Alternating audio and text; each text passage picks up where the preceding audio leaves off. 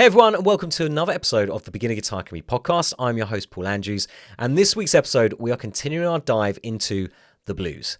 In last week's episode, we looked at the difference between major and minor blues progressions, which is a really important topic, which is going to lay down a foundation to understand blues music. So if you haven't heard the episode, which was episode 245, go back and listen to that, because we're obviously going to be building on top of that in this week's episode. And especially check it out if you do not know what someone means when they say we're playing a blues in A. That'll explain exactly what that means. So today we are taking things a step further. So we're going to focus specifically on how to solo over a major blues progression. This question popped up in the Academy following last week's episode, so I thought it'd be a great extension, great thing to talk about, because it's probably a question that a lot of people have. We're going to talk about what scales to use over a major blues progression, how to make your solo sound more musical, how to approach the chords individually and as a whole, and what we can learn from some legendary blues players, so Eric Clapton, B.B. King, and Ray Vaughan. Before we dive into that, though, I do have some Academy news. And the first thing is I've released this month's Academy show. So if you go over to the community, you'll see the link there to take you straight to it. And I've released some backing tracks into the Academy as well. So if you go over to the dashboard, look at the backing track section, I've put loads of major and minor blues backing tracks in there, or links to them. I've just taken them off YouTube. But it covers all the most common keys, so going to help you put this theory into practice. So now we've gone through that, let's dive into this week's episode and talk about the major blues progression. So first we'll do is have a quick recap of the structure of a major blues progression. So when someone says we are playing a blues in A, they're usually referring to a 12-bar blues using dominant 7 chords. So A7, D7, and E7. Now the classic structure of a 12-bar blues is the first bar is an A7. Second bar is going to be a D7. Third and fourth bar, A7 again. Then our fifth bar is D7. Sixth bar is D7. Seventh bar is A7 again. Eighth bar is A7. And then the ninth bar is E7. 10th bar is D7. 11th bar is A7. And our 12th bar is E7. Or A7. So in that 12th bar, you're doing E7. If you're going to loop back around and go to start, this is what we call turnaround. Turns around that progression back to beginning. Or you can play an A7 if you want to finish it. You can hear that A7 just adds that finality to it, kind of wraps it all up. Whereas the E7 feels very unresolved, unfinished. So it wants to then return to the A7 to obviously continue around. Now I'm playing this obviously as bar chords. If you are earlier in your journey, you could just do this as open chords. If you don't know these 7 chords, A7 is just an A. You are taking your finger off the G string to put in that G note. D7 is a backwards D, so our first finger is on B1, second finger on G2, and our third finger on E2. And an E7 is just an E chord, taken off our third finger for that open D string. So these dominant 7 chords are interesting. They're built from the major scale, but they also include the flat 7, which gives them tension, which is perfect for the blues. Now here's the twist, even though these chords are major-ish, we often solo over this using the minor pentatonic scale.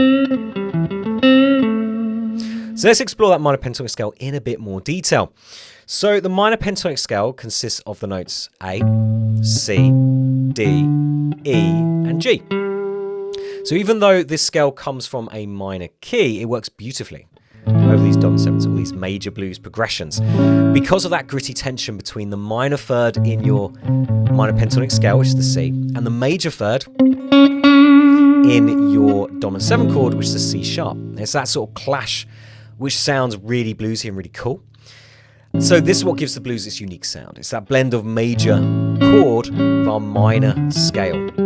So if you're just starting out, the best place to begin soloing over major blues is by using the minor pentatonic scale over the whole progression. It's just like a blanket scale over the whole thing. You can literally use that scale over the whole 12 bars, and it's going to sound really good. And a lot of blues players will just do that. They're playing over this, and just playing our scale.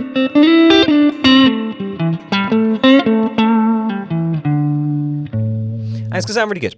But if you want to take, again, level it up, you want to take it to the next level, let's talk about targeting the chords individually rather than the whole 12-bar blues. So we're going to start talking about the chords individually and targeting what we call chord tones. This means paying attention to the notes in the particular chord, not just the whole key or chord progression. And we want to aim to land our phrases on these particular notes, and the particular notes being the root, the third, and the flat 7. So let's look at the 3 main chords in A blues. So first one is the A7. Now we talked about it, I've played it, but we haven't really talked about the notes within it. So the notes in an A7, they are A, C sharp, E, and G. So A, C sharp, E, G. Make sense? Next chord, D7. So our notes in that are D, F sharp, A, and C. D, F sharp, A, C. Then we've got the E7. The notes in that chord are E, G sharp, B, and D. E, G sharp, B, and D. So now we know the notes in the particular chords. Let's now compare that to the minor pentatonic scale. Remember, the notes in the minor pentatonic scale are A, C, D, E, and G. So you'll notice some of the notes in that scale are the same as some notes in the chord. So we have the A7. The scale had the A in it. The scale had the E in it. And it had the G. The only note we're missing out was that C sharp. If we look at our D7, the A minor pentatonic has the D in it, has the A in it, has the C in it. So it's just missing the F sharp for that chord. And if we look at the E7, our scale has the E and the D. Doesn't have a B and doesn't have a G sharp. They're the only 2 notes that are missing. So you can see a lot of the notes are actually in that scale, but there's a few that aren't. And by targeting the chords individually and targeting these chord tones, we can then add the notes which are missing and make it sound really structured and targeted to those particular chords, which is going to make it sound a lot better and make you sound a little bit less like a beginner and a little bit more like you know what you're doing and you're targeting the chords. It's going to sound a lot more melodic. So let's talk about kind of the trick here. How can we do this? So a great thing to do is to start hitting these notes which aren't in the scale. So for instance, the C sharp in our A7 is not in the scale, it's a C. So something we do is bend up the C to C sharp. So we've got a C here, our fret 5. We can just bend that up. You can bend it down as well, you'll get the same result to get to that C sharp.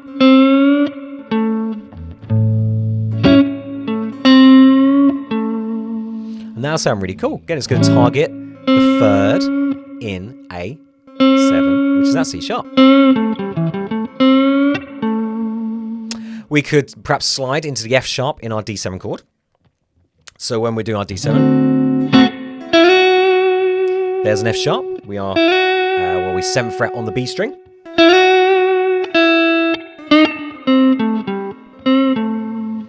So when it goes to that D7, or you could anticipate the change and hit that a bit early.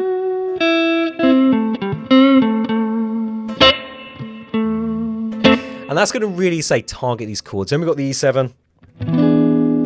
There's a B that isn't in the minor pentatonic scale, and there's a G sharp as well. If we take perhaps the B, so I want to talk more about this later actually, but the B will be fret 4 on the G string. So when you go into that E7,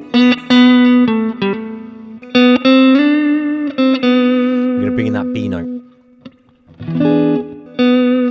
And again, that's going to target the B from the chord. So this might be a little bit over your head if you're quite new to this, and we don't really need to know it, but one thing you could try and do, very, very simply, is just try and hit the naming note or the root note of the chord. So as you go to your D chord, you play a D note. If you go to your E chord, you play the E note. So it's like E chord. That's a great way of starting to bring in chord tones without having to think about, oh no, all these notes which aren't in the scale, because the naming notes or the root notes of the chord are all in the scale. Let me quickly show you where those are. So here's our A minor pentatonic. If we take the A, 7th fret on the D string, directly underneath that, on the G string at fret 7, is the D note. Above it, on the A string, is the E note. So we can just stay there, targeting that A. You should hear where the chords change by how I change the note. So now I'm on the D, back to the A. we go to E, D, and an A. And back to E flat 12 bar, which then loops us all the way around. So that's a really great way of starting with this. If I've just lost you completely over the last few minutes, just take those 3 notes. Remember A on the D7, so D string 7th fret. We've got the D note underneath that on the G7, and then we've got the E note above the D string on the A string at fret 7, and just target those 3. And that will straight away make it sound more structured, more targeted, more focused, and make you sound a bit more like you know what you're doing. So that's how we can start using chord tones. We're kind of going to arpeggios and things like that. Let's talk about adding more color or more interest with scales as well. So we've already talked about the minor pentatonic scale. That is going to be the scale of choice. It sounds awesome. It sounds gritty. It sounds bluesy. But there are more scales we can use. So one particular scale is the major pentatonic scale.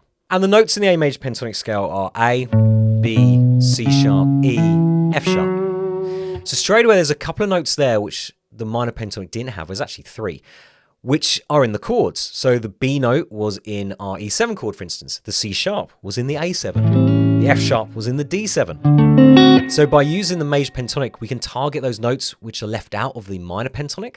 The A major pentatonic as well is going to sound brighter. It's going to sound more melodic. And it sounds really cool when you mix major and minor scales together. We can talk more about this when we talk about Eric Clapton's playing in a moment, because he does this quite a lot. That's just sound really cool. So if you don't know the A minor pentatonic, if you don't know the A major pentatonic scale, it's the A minor pentatonic scale back 3 frets. And you can hear there, it has that sweeter sound. Very country, very kind of southern rocky, compared to your minor pentatonic, which again sounds a bit more grittier and just has that really nice kind of blues sound to it, doesn't it? The next scale we can look at is the blues scale. Now, the blues scale adds in 1 note compared to the minor pentatonic scale, and that is the flat 5, this note here. And it has a lot of tension, that note. This was actually banned by the church. We're going back a few years, but way back when it was banned because it was a devil's note. It just sounded so evil. And it's kind of the note which metal is built on. You listen to Black Sabbath's song, Black Sabbath. Tony Iommi loves that note. He sort of sticks on it. It just sounds horrid. It sounds evil, which is exactly what you want, obviously, in heavy metal.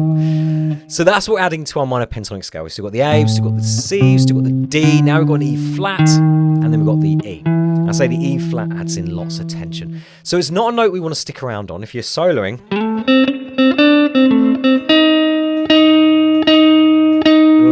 after you play it a few times, it starts to sound wrong. But if you play it quickly,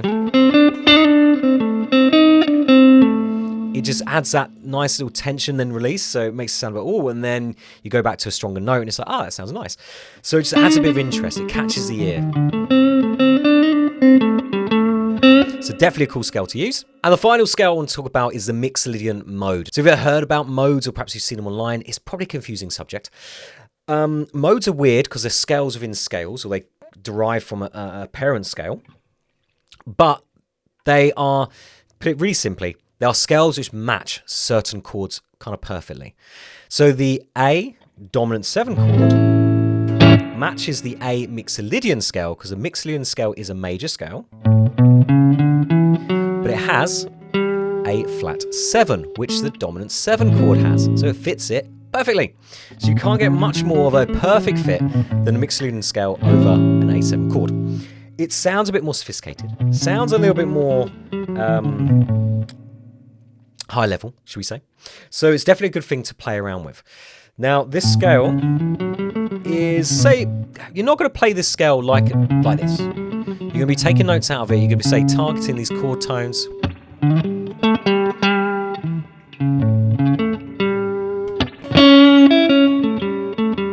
See what I mean?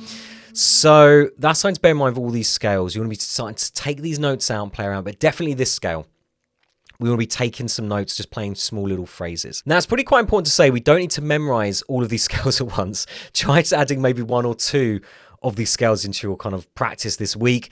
playing over these chords and seeing how it changes the mood and how it kind of feels. And as I said earlier, you could just start with that minor pentatonic scale. Definitely for beginners, that's where you want to start. So blues scale is just adding that one extra note. So that's a great one to bring in next. Major pentatonic is going to shift it to more of that kind of upbeat, kind of sweeter sound. And then lastly, that Mixolydian, if you do want to go to the next level, that'd be a good one to kind of bring in.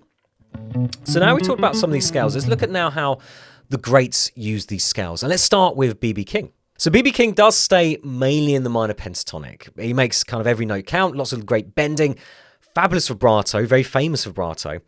And we're going to take it, obviously, in the key of A. We'll keep everything in the key of A to make it a bit easier. And we're going to start here. He loves this box. It's quite often called the BB box.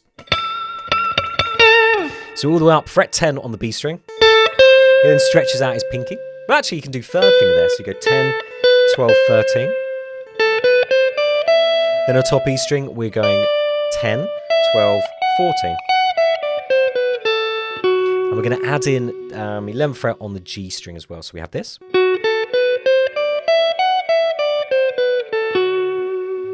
Sounds pretty cool. So we're actually mixing our major and minor scales together there. So it's actually a major note. That's just our key note, the A. Then we're bringing the second, so our B. Then we've got the C, so we've got our third. Then we've got our fourth, D. We've got our fifth, E. And then we're going to go up to our sixth, which actually was the first note we played, which I didn't actually say, the F sharp. So he's got his mixtures of major and minors, and that's what makes it sound really, really cool. And when he's playing it, he's got his kind of...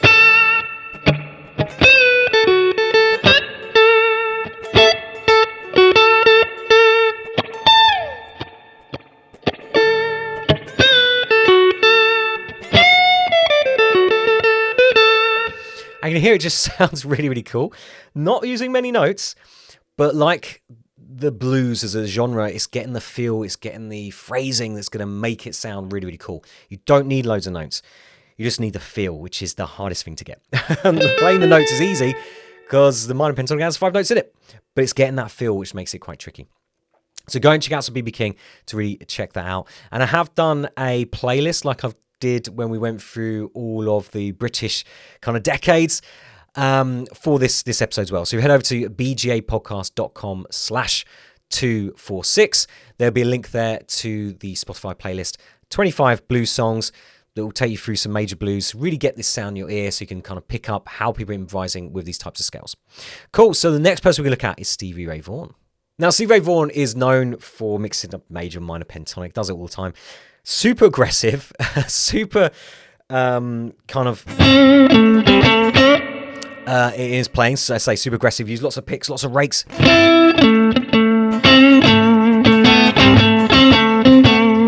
Lots of muting, lots of cool stuff like that. But he does lots of this kind of stuff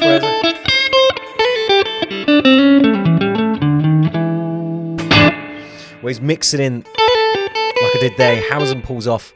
In the key of A, we're hammering on the fret 7 and pulling off. That's our second. Hang on that minor to major third on the G string, fret 5 to 6. Always sounds cool.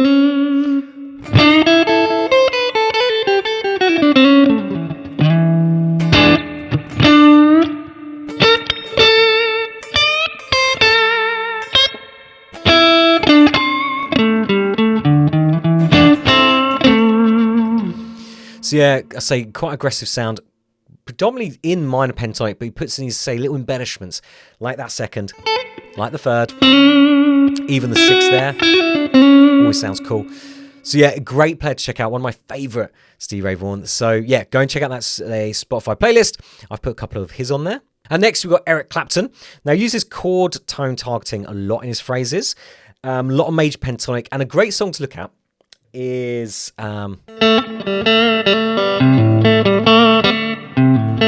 Crossroad Blues, if you know that from his Cream kind of era. The solo for that, he actually does major pentatonic, then he slides up to his minor pentatonic.